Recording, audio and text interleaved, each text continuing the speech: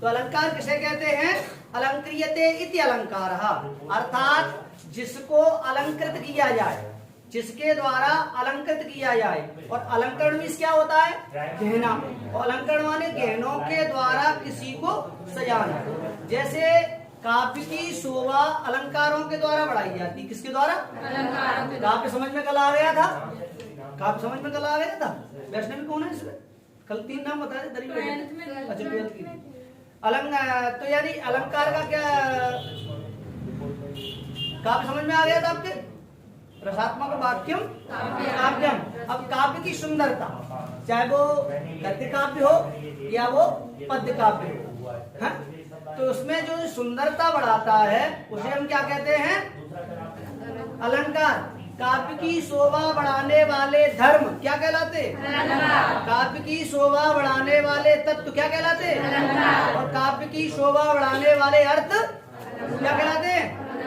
3 प्रकार से किसी भी प्रकार में एग्जाम में पूछा जा सकता है। धर्म भी पूछा जा सकते हैं, अर्थ भी पूछा जा सकता है और शब्द भी पूछा जा सकता है। तो जिस प्रकार काव्य की शोभा अलंकार द्वारा बढ़ाई जाती है, किसके द्वारा? अलंकार द्वारा, उसी प्रकार स्त्री की शोभा आभूषणों के द्वारा बढ़ाई जाती है। काव्य की शोभा बढ़ाने वाले तत्व क्या कहलाते हैं? अलंकार कहलाते हैं। जिस प्रकार अलंकरणों के द्वारा स्त्री की शोभा बढ़ाई जाती है, उसी प्रकार काव्य की शोभा अलंकारों के द्वारा बढ़ाई जाती है। तो अलंकार की परिभाषा याद हो गई?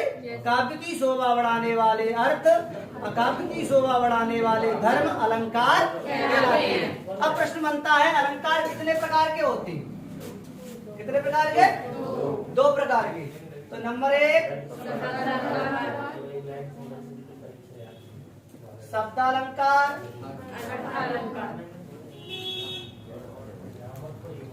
अर्थालंकार, और नंबर 3 उभयालंकार। 3 होते बेटा, 2 नहीं होते। मुख्य रूप से कितने होते हैं? 3 होते हैं, शब्दालंकार, अर्थालंकार और उभयालंकार। अब क्या है, उभयालंकार जो है वो ज्यादा प्रचलन में नहीं है। आपने पढ़ा होगा, लेकिन आपके सिलेबस में वो प्रचलन में नहीं है, आया नहीं। तो लेकिन ये नहीं अपन कह सकते ओटी में आया अलंकार कितने प्रकार के होते हैं, तो आप 2 राइट नहीं कर सकते, बिल्कुल गलत है। कितने होते हैं? 3 होते हैं, शब्दालंकार, अर्थालंकार और उभयालंकार। प्रश्न बनता है, शब्दालंकार किसे कहते हैं? तो काव्य की, जहां काव्य की शोभा शब्दों के द्वारा बढ़ाई जाती है। किसके द्वारा? शब्दों के द्वारा काव्य की शोभा बढ़ाई जाती है, उसे हम कहते हैं शब्दालंकार। और जहां काव्य की शोभा अर्थ के द्वारा बढ़ाई जाती है, उसे हम कहते हैं अर्थालंकार। और जहां काव्य और जहां शब्द और अर्थ, किसके द्वारा? जहां शब्द और अर्थ दोनों के द्वारा शोभा बढ़ाई जाती है, वहां कौन सा होता है? उभयालंकार होता है। तो समझ में आ गया? शब्दों के द्वारा शोभा बढ़ाई है उसे शब्दालंकार, अर्थों के द्वारा शोभा बढ़ाई है उसे अर्थालंकार, और शब्द प्लस अर्थ दोनों के द्वारा शोभा बढ़ाई है उसे हम। एक प्रश्न और बनता है इसी प्रकार है। अच्छा, कोई बताए गद्य और पद्य से मिश्रित काव्य को क्या कहते हैं? प्रश्न आता है, गद्य और पद्य से मिश्रित काव्य को क्या कहते हैं? आपने सुनो नहीं हुए, हम बता। चंपू काव्य सुनो।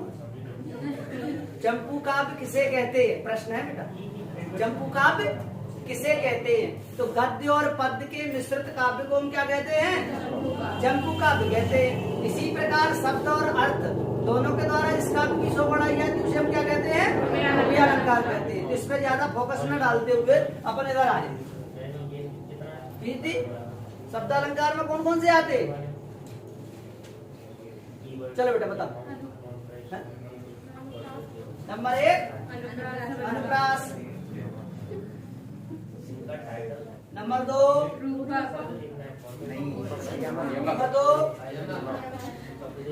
यमक, नंबर 3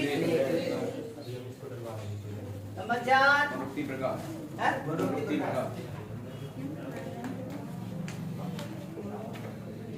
पुनरुक्त प्रकाश अलंकार। इधर आ जाए वर्ण। इतना ही रखो, सिलेबस संबंधित। अर्थालंकार में बेटा रूपक, उपमा, उत्प्रेक्षा और मानवीकरण। ओके, इतने ही है। तो अब अपन इस पे चर्चा करते हैं। ये क्या कह रहा था, इसकी डेफिनेशन शब्दालंकार की, जहां शब्द के द्वारा काव्य की शोभा बढ़ाई है उसे हम क्या कहते हैं, शब्दालंकार कहते हैं। और जहां अर्थ के द्वारा शोभा बढ़ाई है उसे हम अर्थालंकार कहते हैं। और जहां शब्द और अर्थ दोनों के द्वारा शोभा बढ़ाई जाए क्या कहते हैं उसे,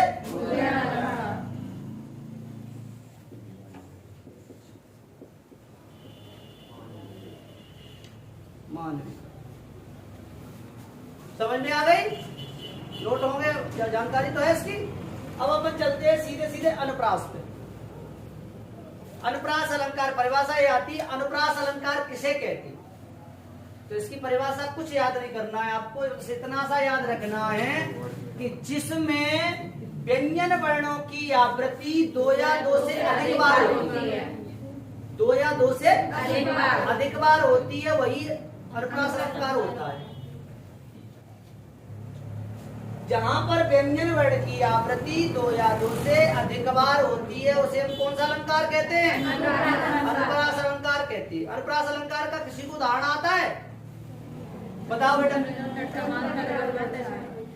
तरन तनजा तट तमाल तरवर भव। और एक बताएं अच्छा सा, पथिक की बनता है, पथिक पथिक की पंथा। पथिक की बनता। इसमें क्या है, और सरल और बता दें। चंदू के चाचा ने चंदू की चाची की चम्मच से चांदनी रात में चांदनी चौक में चटनी चार, क्या यही उसको कौन गलत करेगा भाई। इसमें एक प्रश्न क्या है, इसकी परिभाषा ये बनती है कि जहां पर व्यंजन वर्णों की आवृत्ति तरन तनजा तट तमाल, तो इसमें तावड़ की आवृत्ति। चंदू के चाचा ने चंदू की चाची चांदनी चम्मच से चांदनी चौक में चटनी चटाई, तो चावर्ण आया। चार चंद्र की चंचल किरणें खेल रही हैं जल तल में, स्वच्छंद चांदनी बिछी हुई है अवन और अंबर तल में। इसमें चावर्ण की आवृत्ति हुई, तो आपने जो याद कर लिया उसको, ठीक है। आपने तरन तनुजा वाला भी अच्छा है, लिखा सबके पास, तरन तनुजा तट तमाल तरवर बहु चाय। तो जहां पर व्यंजन वर्ण की आवृत्ति 2 या 2 से अधिक बार होती है वहां कौन सा अलंकार होता है, अनुप्रास अलंकार होता है। अब दूसरे नंबर पे अपना आता है यमक। कौन सा बेटा, यमक अलंकार आता है। तो यमक की क्या होती है, एक शब्द से होता है बहुवचन को ज्ञान, तासो यमक कहते हैं भूषण सकल सुजान। एक शब्द से होता है बहुवचन को ज्ञान। एक शब्द 2 या 2 से 2 से अधिक बार आता है और हर बार उसका अर्थ भिन्न भिन्न होता है। भिन्न भिन्न माने तो एक शब्द से होता है बहुअर्थन को, एक शब्द फिर है, अर्थ और ही और, मतलब हर बार शब्द का अर्थ क्या लिख रहे, अलग लिख रहे। जैसे उदाहरण आपको है कनक, कनक से 100 सुनी।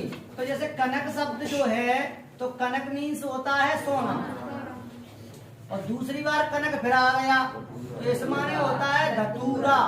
क्या होता है, तो एक शब्द फिर है, बार बार आए, अर्थ और ही और तासो यमक कहते हैं भेद अनेक कंठों। तो यानी एक शब्द 2 या 2 से अधिक बार आए, हर बार उसका अर्थ कैसा हो, भिन्न हो, अलग अलग हो, उसे हम यमक अलंकार कहते हैं। कि कनक कनकते 100 गुनी मादकता अधिकाय, और या पाए वो रात नर बा खाए। यानी 1-2 रुपया पैसा किसी को अत्यधिक मिल जाए, सोना मिल जाए, इसमें सोने वाली बात है, तो उसे हम क्या, क्यों व्यक्ति कैसा हो जाता है, पागल भी नहीं होता है, बोरा याद तो, हाँ वो पागल बात अलग होती है, मतलब उल्टे सीधे कार्य करने लगता है। और धतूरा इतना गर्म होता है किसको खिला दिया जाए तो पागल हो जाता है। तो समझ में आ गई, यमक अलंकार उदाहरण तो है सबके पास। देह धरे को गुण यही, देह देह कछु देह, गौरे न देही पाइये अब की देह सुदेह। देह माने देना और देह माने शरीर, दो अर्थ हो गए, माला फेरत जुग गया, गया न मन का फेर, कर का मन का डार के, मन का फेर। तो इसमें क्या है, माला के बारे में वर्णन किया गया है। एक तो माला जपने वाली होती है और एक माला मन ही मन में स्मरण करते, कर का मन का डारे, कर्मी साहब। तो इसमें जहां पर कोई शब्द दो या दो से अधिक बार आए और हर बार उसका अर्थ अलग अलग हो, वहां कौन सा अलंकार होता है, यमक अलंकार होता है। समझ में आ गया। तीसरे नंबर पे अपना आता है श्लेष। अब जो परिभाषा जो हमने पहले बताई, एक शब्द से होता है बहुअर्थन को ज्ञान, दासों श्लेष कहते हैं भूषण सकल सुजान। जैसे एक शब्द बार बार आए लेकिन अर्थ उसका एक ही, अलग अलग हो। एक शब्द आता है, जैसे पानी शब्द है, रहमन पानी राखिए बिन पानी सब सून, और पानी गए न मोती मानस चून। अब जब पानी का संबंध जो है, श्लेष का अर्थ होता है चिपका हुआ। कैसा? तो चिपका हुए का मतलब क्या होता है कि शब्द अर्थ है वो शब्द से चिपका हुआ। पहला है जो रहमन पानी राखिए बिन, उदाहरण तो सबको याद होगा बेटा। तो रहमन पानी राखिए बिन पानी सब शूनो, पानी गए न उबरे मोती मानस, मोती मानस और चून। अब पहला जो अर्थ है वो किसके संबंध में, मोती के संबंध में। जैसे पानी क्या है, अपन जो अंगूठी में नग लगे रहते हैं, मोती लगे रहते हैं, तो उनका कहीं पानी उतर जाए, कहते हैं सोने में पानी तो चढ़ता है, और वो उतर जाए तो उसकी फिर कोई उपयोगिता रहती है भाई। चमक चली जाए मोती के, आपके रिंग में लगता है, आपके नेकलेस वगैरह में आते, जर्किन वगैरह होते, तो उनकी चमक चली जाए, फिर आप उसको यूज करते हो, नहीं करते हो। तो इसी प्रकार मोती। दूसरी मनुष्य के संबंध में, मनुष्य के संबंध में क्या है, इज्जत के संबंध में।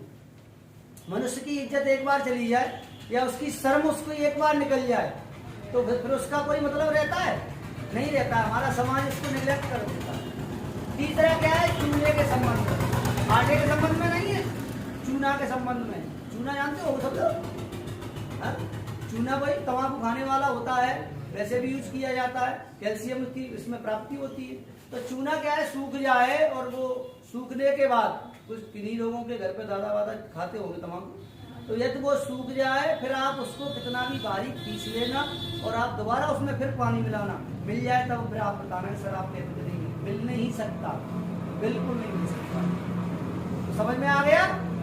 जहां एक शब्द के अनेक अर्थ निकलते हैं भाई, शब्द तो पानी ही है।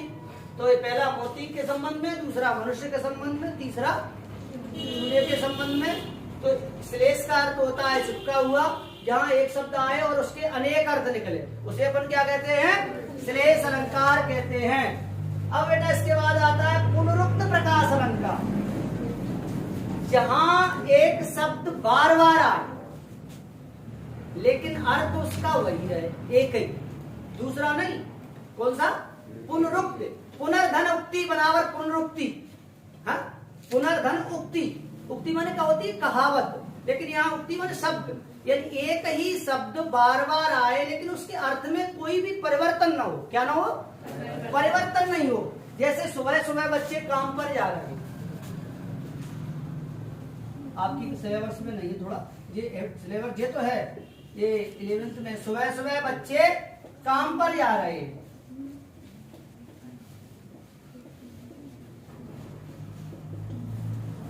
तो सुबह सुबह, सुबह का दूसरा अर्थ होता है बेटा बच्चों, पुन पुन मोह दिखाव कुठारू। स्कूल में लक्ष्मण परशुराम संवाद पढ़ो है। पुन पुन माने बार बार, पुन पुन मोह दिखाव कुठारू। तो यहाँ पुन पुन का शब्द जो है, पुन पुन माने बार बार, पुन। उदाहरण याद करो जब, किसने किया बताओ। द्वार द्वार चमकी दीवार, द्वार द्वार चमकी। तो द्वार का तात्पर्य हर दो बार आए लेकिन उसका अर्थ क्या है, दरवाजे से ही है। तो जहां पर एक शब्द पुनर्धनक्ति, पुनः फिर आता है, वहां कौन सा अलंकार होता है, पुनरुक्त प्रकाश अलंकार। भाई पूरा नाम तो उसका वही है ना, पुनरुक्त प्रकाश अलंकार। पुन पुन मोह दिखाव कुठारू, बार बार आती है मुझको मधुर याद बचपन की, गया ले गया तू जीवन की मंद खुशी। हाँ, सुभद्रा कुमारी चौहान ने लिखा है, तो बहुत अच्छा पाठ है। बार बार आती है मुझको मधुर याद, लिखना चाहोगे कि लोग? भाई तुमको तो एक उदाहरण ये बताना है कि इसमें पुनरुक्त प्रकाश अलंकार। क्लियर? अपना ये शब्द अलंकार हो गया। यहाँ सब किसके द्वारा शोभा बढ़ाई गई? बिल्कुल समझ में आ गई कैसे शोभा बढ़ाई जा रही है?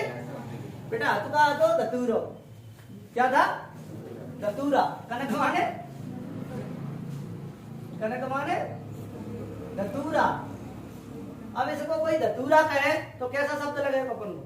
एक कांटे को तो सालंग शंकर जी को प्रिय है, लेकिन अपनी उपयोगिता बहुत कम है इसकी। हाँ? और इसको क्या कह दिया? कनक कह दिया, तो इसकी सुंदरता बढ़ गई। लेकिन ये एक उदाहरण को अलग है, कह तक धतूरे सो कनक गहनो गढ़ो न जाए। किसी को कोरी बढ़ाई दे दे, बात कुछ मतलब नहीं है। कह तक धतूरे सो कनक गहनो गढ़ो न जाए, तो उससे ऐसा नहीं है कि आप आभूषण बनवाए। गढ़ना माने क्या होता है? बनवाना। जैसे अब एक अपना एग्जाम्पल कौन सा देहाती वाला होता है? जैसे किसी का नाम है गंगा सिंह, समझ लेना, शब्द के द्वारा शोभा। अब हमने इसको सिर्फ इतना लिखे दाओ, बेटा जेंडर चेंज है ना? क्यों भाई? इनकी सुंदरता से चली गई। बताओ, एक शब्द के द्वारा शोभा बढ़ाई जा रही, लेकिन शोभा खत्म। पुल्लिंग से स्त्रीलिंग बनेगा। गंगा किसका नाम होता है? स्त्रीलिंग। तो यहाँ समझ में आ गया? तो से समझ लो, जहाँ शब्दों के द्वारा शोभा बढ़ाई जाए शब्दालंकार, जहाँ अर्थों के द्वारा शोभा बढ़ाई जाए अर्थालंकार। अनुप्रास में क्या होता है? यहाँ पे बताओ, यहाँ व्यंजन की आवृत्ति 2 या 2 से अधिक बार होती है। यमक में क्या होता है?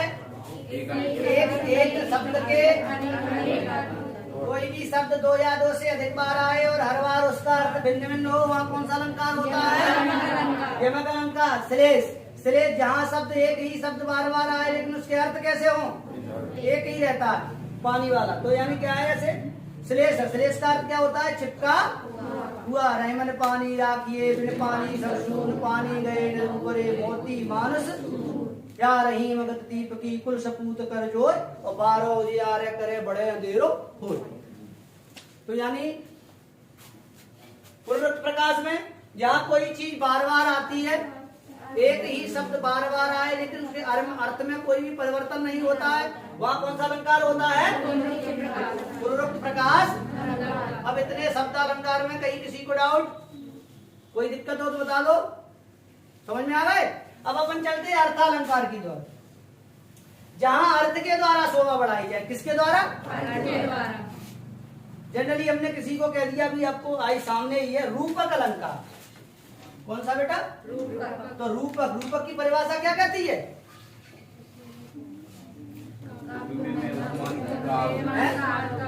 क्या किसका? जहां उपमेय और उपमान। अब एक दो बातें समझ लो, उपमेय और उपमान। उपमान जैसे हमने कहा चरण कमल बंधो हरिरा। चरण हमने सही लिखे गलत लिखे? बीच में योजक चिन्ह बन बात छोड़ो, अबे समझाने वाली बात कर रहे। ये पहले तो आप ये समझ लो कि उपमेय क्या होता है और उपमान क्या होता है। तो उपमेय जिसकी उपमा दूसरे से दी जाती है। तो उपमेय इसमें क्या है भाई? कमल हमें कौन क्या बता रहा है? कमल को चरणों की, अपने पैरों की उपमा हम किससे कर रहे हैं? कमल से। तो वो क्या हो गया? उपमान हो गया। तो भाई समझोगे आप तब हम ये कह रहे हैं कि देख इसके रूपक अलंकार के 4 वेद होते हैं, उपमेय, उपमान, साधारण धर्म और वाचक शब्द। कितने होते हैं? 4 होते हैं, उपमेय, उपमान और साधारण और वाचक शब्द।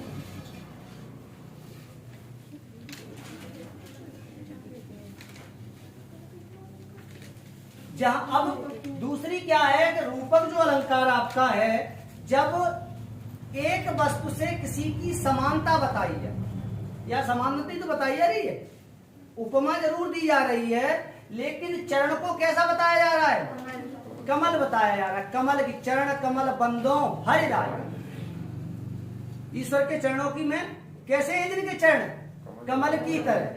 तो इसमें क्या